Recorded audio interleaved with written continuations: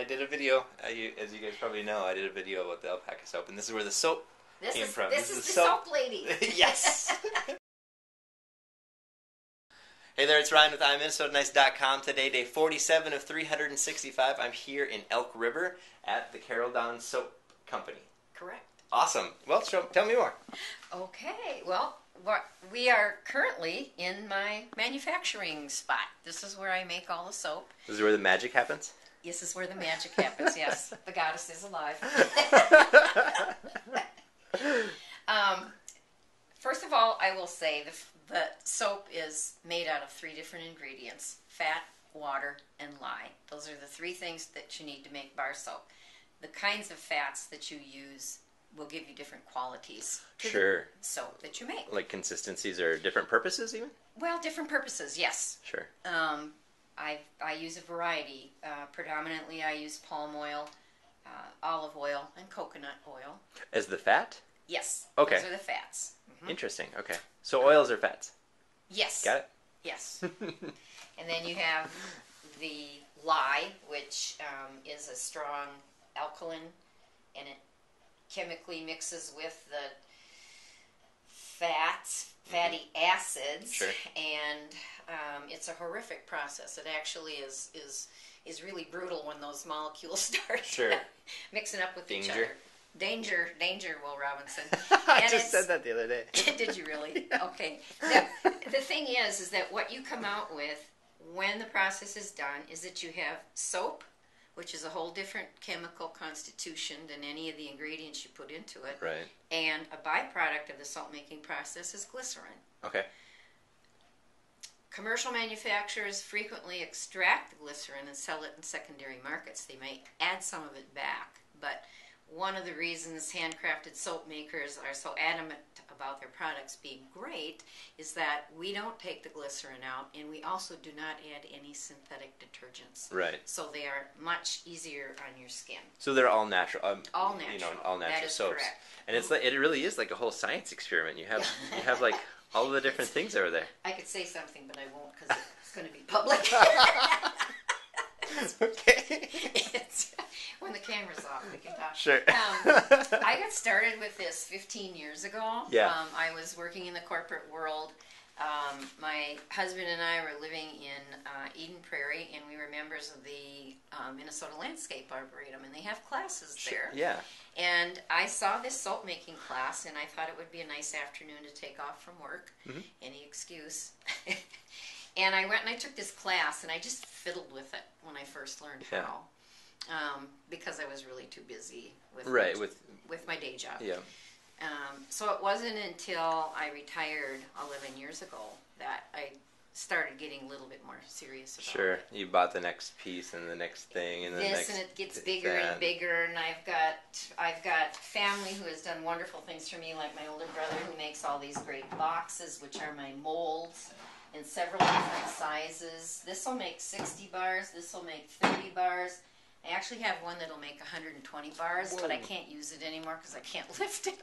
Oh, shit. You use like a crane to move it around? It's huge. And then I just have a variety of stock pots that I mix the soap up in, again, depending on how big the batch is. The pots get bigger. Sure, yeah. I've got a variety of, as you said, looks like an experiment lab, but they are essential oils and fragrance oils, and I predominantly use essential oils. Sure. Sometimes the cost is prohibitive, and then I will use fragrance oils. So the essential oils are more natural, They are all natural. Oils. They are plant extractions. Right, yes. versus your alcohol-based enhancer, well, whatever the other ones are. They don't necessarily have alcohol in them, but they are produced in a test tube. Sure. I just think of like natural vanilla extract versus the alcohol-based vanilla extract. And that's not, those are flavors. Yeah. They're not what... Yeah, that's not the same thing. I'm just thinking of the same. Okay, that's it. Thinking like that, where one of them is natural and one of them is not. Correct. Okay, then once I put a batch together and it's in the mold for about 24 hours, I take it out and I put it on this little baby called the log splitter, and it will give me 6 of these logs out of my 10 by 15. You just then once I get it to this size, I will put it on the slicer, and this will give me my 1-inch thick bars. Sure, cool. Then they go on this shelf, and they sit here for 4 weeks. Oh, there's an aging. They have to cure. There's an aging process to it. Yes, there is an aging process. The water evaporates, continues to evaporate from the bars of soap. The alkalinity of the soap becomes milder, and the bars become harder. Sure. So they set up and they get firm. Exactly. Then I've got a little process about, well, these have been on the shelf a little longer than I wanted them to be, but this is called a little shaver. And what this does is, excuse me, bevels the edges of my bars so they aren't sharp. Mm-hmm. And so I have to do that to all of the bars. And then I keep all of these soap chips. And I'm not sure what I'm going to do with those. But can you mash that up? And... Yes. That can all be reconstituted. Sure. I can put it into different molds. And I have, it's called rebatching. It's a whole different process. Sure. You throw in this with some water and you melt it back down again, and then it's repurposing. Right, yeah, you're just kind of recycling. You're just not throwing anything away, really. It's sort of a funny thing with soap makers. You can't throw anything away. Yeah, there is nothing to throw away. I don't know what I'm going to do with a 5-gallon pail of soap chips. I'm sure there's something. There's something. Okay, then once they've been sitting here for a month, at least, I will move them over to stock. Sure. And this is where I keep the bars that are ready to be boxed up and labeled.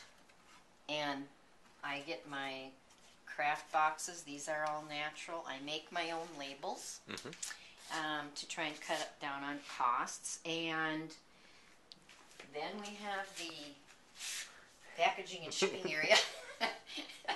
Which is a nice old desk. And this is where I will put the soap into the boxes, pull some labels, put them on with the ingredients on the back. Yeah. And this is also used for when I'm cutting my labels to get them ready. And it's packaging and shipping. Sure. So you're a one-lady show. I am it. I make up soap kits and sell them. This is a 2-pound block of just plain old cold processed soap. And I put it in a nice little wood box with 3 half-ounce bottles of fragrance oils and a little mold and instructions for 2 different projects. So people who want to make soap but don't want to mess with lye, right?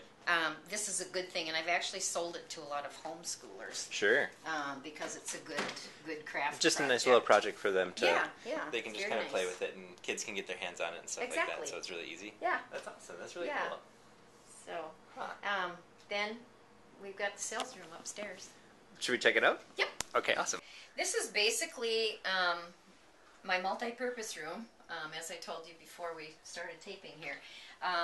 Because this stuff is heavy, I don't bring it up from downstairs for craft shows and things like that.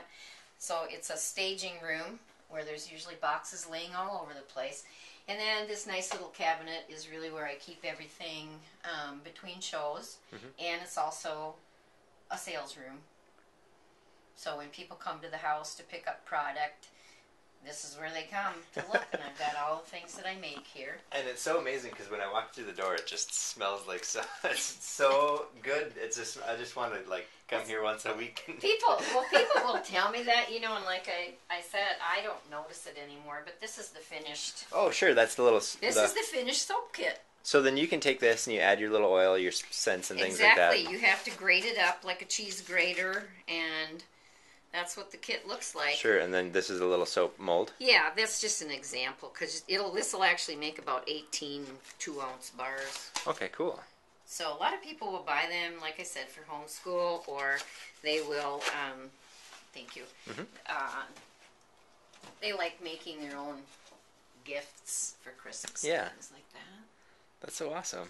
So I have a good time with it, and I also teach the community education classes on how to make soap, and that's been a lot of fun for me. So there's a lot of people out there that are looking to learn how to make this soap, And you there's you a do, lot of interest, not only Yep. because it's all natural, but because people are, looking to save money, and Right. when you're making it yourself, and you can save a bundle. Yeah, when you do that. Yeah. Awesome. I like what's the word for it? Handmade soap, homemade Yeah. soaps. I think that they work better than the national brands. Well, they do. They don't have any chemicals in them. Right. So Yeah, and they just leave me they make your skin feel better. You just feel better at the end. So They do. I like That that. ought to be worth about 4 bars when you leave here. Oh, that's hilarious. Nice commercial. No. No, it's true. It's a different soap. It's just better. Yeah. And people who haven't tried it and then do come back for more. Yeah, for they sure. Really do. Yeah. Yeah. So it's I think great that's why stuff. I'm hooked. Good. Cool. Is that it? That's it. All right then. I'm Ryan with I'mMinnesotaNice.com. Caroldon Soap Company. How do they find you? How do they find me? Yeah. They have to call me. Just call you. You don't have a website. I don't have a website. I'm not smart enough to do that. I have a lot of people ask me, but I get my card out at farmers markets with little samples. Sure. And I respond to phone calls and emails. Okay. I will put her phone number and email address in the spiely box. Oh, good. Below, so then Wonderful. we can find you. Yay! Awesome. All right. Ryan with I'mMinnesotaNice.com, sharing the best of Minnesota. Thanks for watching today's episode. If you put a comment below, I will send you one of these. One lucky commenter will get this bar of soap. So put your comments on, whether you use handmade soap or what kind of soap you like. And one of you guys is going to win this bar of soap. Thanks for watching.